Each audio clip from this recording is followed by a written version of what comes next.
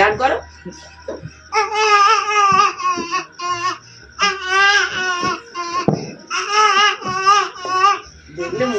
যতক্ষণ জেগে থাকবে ততক্ষণ ওই করে গান করবে আর নাচবে, দুমদম করে নাচবে। তো তো পায়ের যন্ত্রণা তো হবে। আর ও দিদিভাই যখনই সাইকেল নিয়ে বার হচ্ছে তখনই সাইকেলে বসার জন্য বায়না করছে। খুব ঘুমিয়ে পড়েছে মা। ও যতক্ষণ জেগে থাকবে আমাদের বাবু সোনা ততক্ষণ নাচবে আর গান করবে, নাচবে আর গান করবে। হাঁটতে শিখলে ওই খালি নাচবে আর পায়ের যন্ত্রণায় ঘুমানোর সময় ছটফট করবে।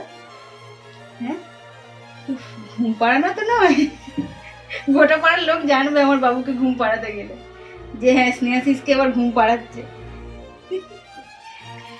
শোনা খুব ঘুমিয়ে পড়েছে, অনেকক্ষণ থেকে জেগেছিল, অনেক খেলাধুলা করেছে তো সেই জন্য ঘুমিয়ে পড়েছে। মা তুমি বাবুকে নিয়ে বসো, আমি চাটা নিয়ে আসি করে বসো। আসি।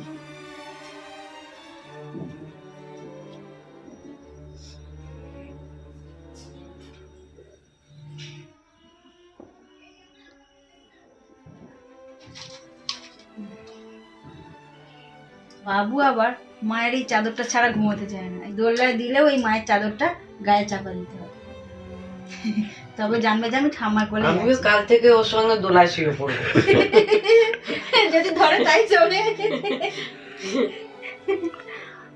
কেন আমাকে ছাড়া থাকে না তো, ও দোলায় শুয়ে পড়বো। আমার চাঁদ, এটা চাঁদ, রোজ চাঁদ দেখাতে হয়। আমার চাঁদ, এইটা চাঁদ দেখানোর অভ্যাসটা কে করেছে? বাবা। মানে ঠাম্মা দাদু খুব প্রিয়।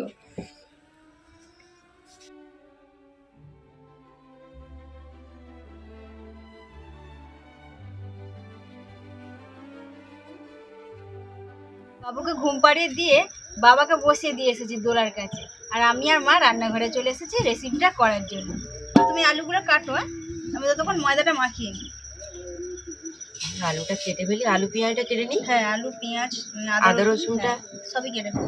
রেসিপিটা বানানোর জন্য এখানে প্রথমেই আমি 500 গ্রাম ময়দা নিয়েছি, আর 500 গ্রাম ময়দায় 1 চামচ লবণ দিয়ে দেবো এবং 1 চামচ চিনির গুঁড়ো দিয়ে দেবো। আগে থেকে চিনির গুঁড়ো করে রেখেছি, দিয়ে দেবো। দিয়ে ভালোভাবে ময়দাটাকে মিক্স করে নেব। লবণ এবং চিনি ময়দার মধ্যে ভালোভাবে মিক্স করে নিয়েছি। এরপর সাদা তেল ভালোভাবে মাখিয়ে নেব। সাদা তেলটা আমি বড় চামচে 2 চামচ দেব।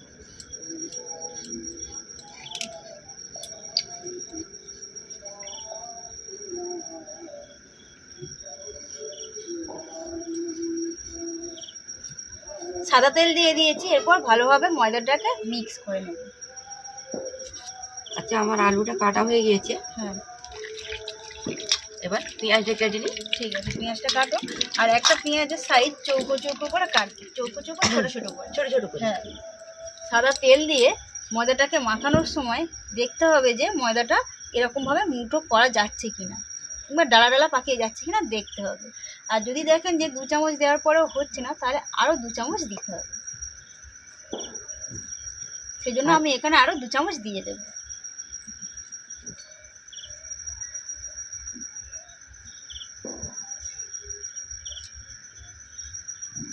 এক চামচ দিয়েছি, এই 2 চামচ দিয়ে দিব। দিয়ে আবারও ভালোভাবে ময়ান দিতে হবে।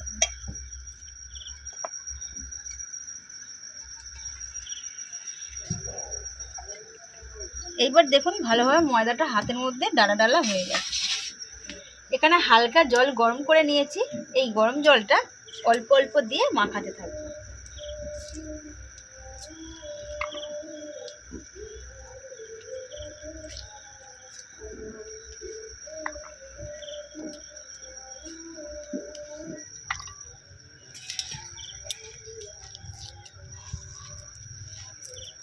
আর ময়দাটাকে আমি খুব বেশি শক্তও করব না এবং নরমও করব না, মোটামুটি একটা মাপের করব।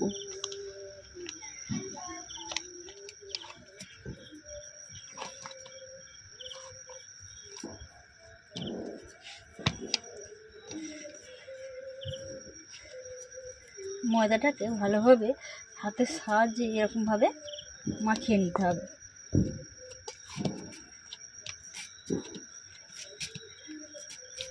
এখন আলু কষাটা বানিয়ে নেবে। আলুটা দিয়ে দাও না। হ্যাঁ দিচ্ছি। ময়দাটা মাখিয়ে আধ ঘন্টার মতো ঢেকে রেখে দিয়েছি, সেই ফাঁকে আলু কষাটা বানিয়ে নেব। তো আলুগুলো সেদ্ধও করা হয়ে গেছে, হালকা সেদ্ধ করে নিয়েছি। প্রথমে আলুগুলো দিয়ে দেবো ভাজার জন্য, সেদ্ধ করা আলুগুলো। আস্তে দাও।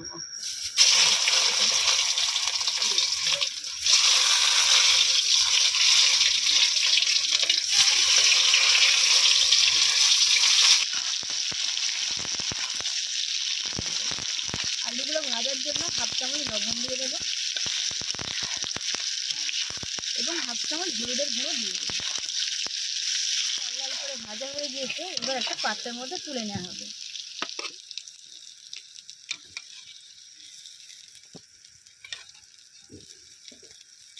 তেলের মধ্যে পেঁয়াজ কুচি এবং টমেটো কুচি একসাথে দিয়ে দেবো।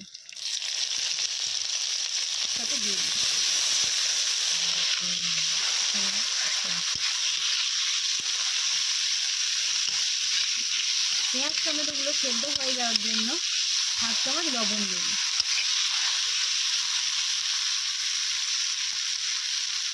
এবং 1/2 চামচ হলুদের গুঁড়ো দেবো, দিয়ে ভালোভাবে ভেজে নিতে হবে। 1 চামচ আদা এবং রসুন বাটা দিয়ে দেবো।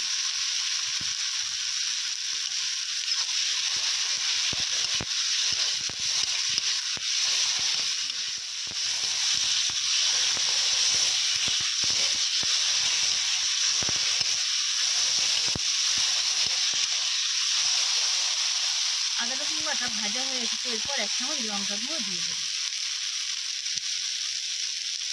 দিয়ে আবারও কিছুক্ষণ নাড়াচাড়া করতে থাকবে।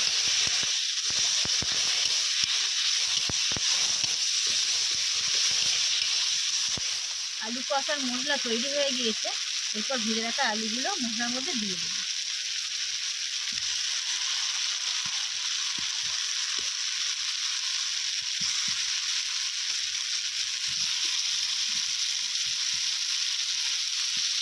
ভালোভাবে নাড়াচাড়া করে নেবো মশলার মধ্যে।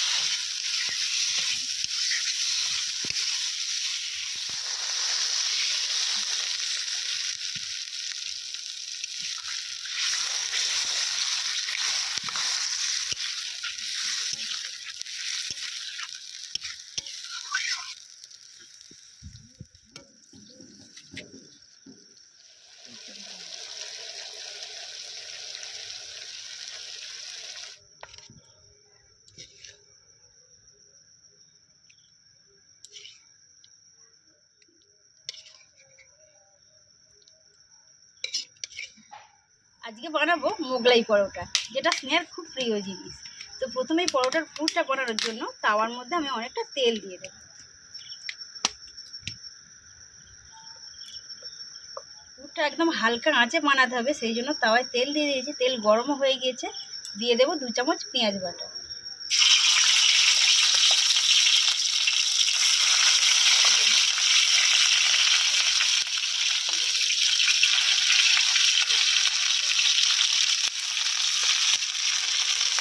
পেঁয়াজ বাটাটা হালকা ভাজা হয়ে এসেছে, এরপর আদা রসুন বাটা 1 চামচ দিয়ে দেবো।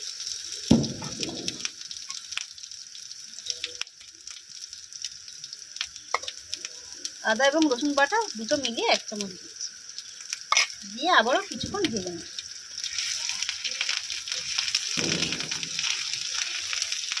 হাফ চামচ লবণ দিয়ে দেবো এবং 1/2 চামচ লঙ্কার গুঁড়ো দিয়ে দেবো, দিয়ে আবারও ভাজতে থাকবে। এর মধ্যে কিছুটা ভাজা বাদাম ভাঙা দিয়ে দেবো। আপনারা দিতেও পারেন এবং নাও পারেন, কিন্তু আমরা একটু টেস্টি হওয়ার জন্য দিচ্ছি।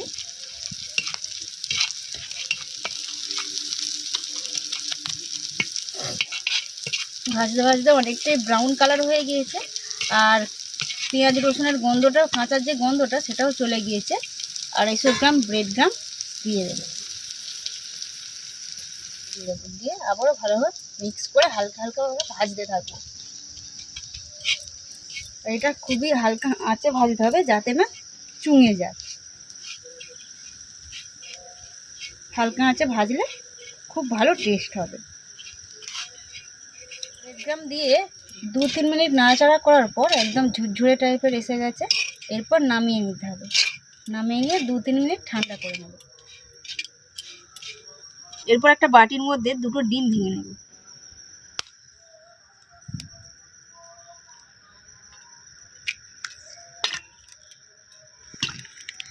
এর মধ্যে দিয়ে দেবো চৌকো চৌকো করে পেঁয়াজ কুচি,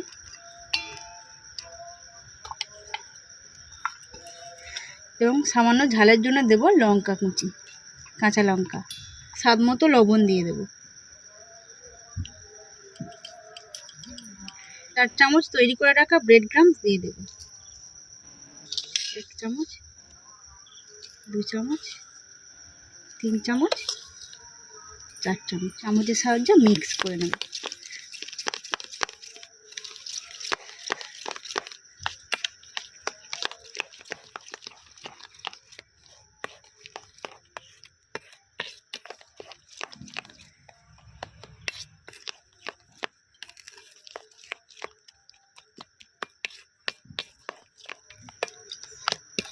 এরপর পরোটাগুলো ভালোভাবে বেলে পরোটার মধ্যে পুর দিয়ে মোগলাই পরোটা বানানোর জন্য আমি মিডিয়াম সাইজের নেচিগুলো তৈরি করে নিয়েছি।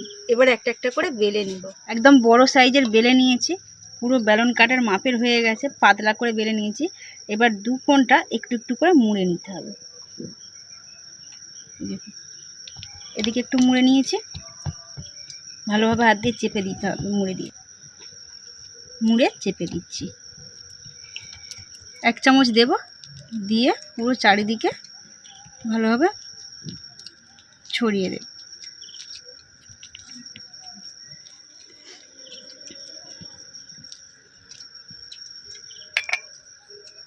দিয়ে এবার দুদিকে 2টো কোণ মুড়ে দেব।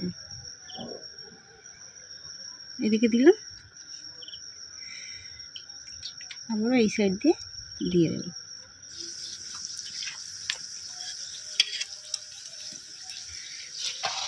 তেল গরম হয়ে গেছে, আস্তে আস্তে পরোটাগুলো দিয়ে দিচ্ছি।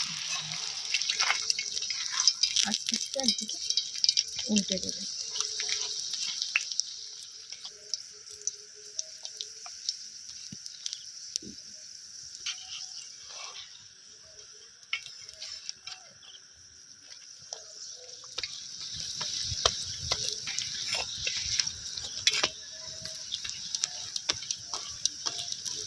পরোটা একদম মচমচভাবে ভাজা হয়ে গেছে। এবার একটা পাত্রের মধ্যে তুলে নেব।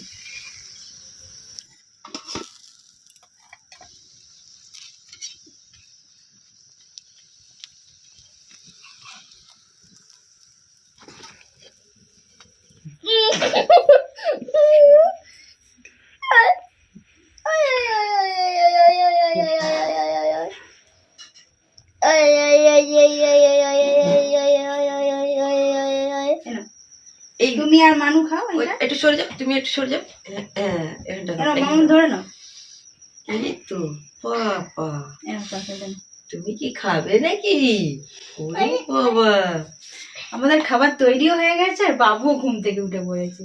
এই দেখো এবার বাবু নেবে। আমরা তো সবাই মোগলাই পরোটা আর আলুর কষা নিয়ে বসে পড়েছি, আর এদিকে বাবু একটা পরোটা তুলে নিয়ে খাচ্ছে। খায় না মানে একটু নিয়ে গালেতে নিয়েছি। কি গো বাবু, কেমন হয়েছে বলো তো? হ্যাঁ, আমার ছেড়তে পারতেছি। দাঁত হোক, দাঁত হয়েছে তারপরে বলবো। দাঁত তো সেই ছোট একটুখানি একটা হয়েছে। মানে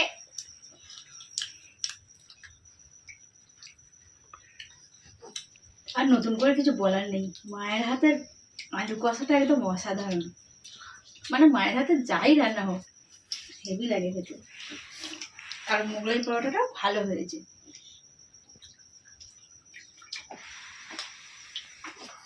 বাবা,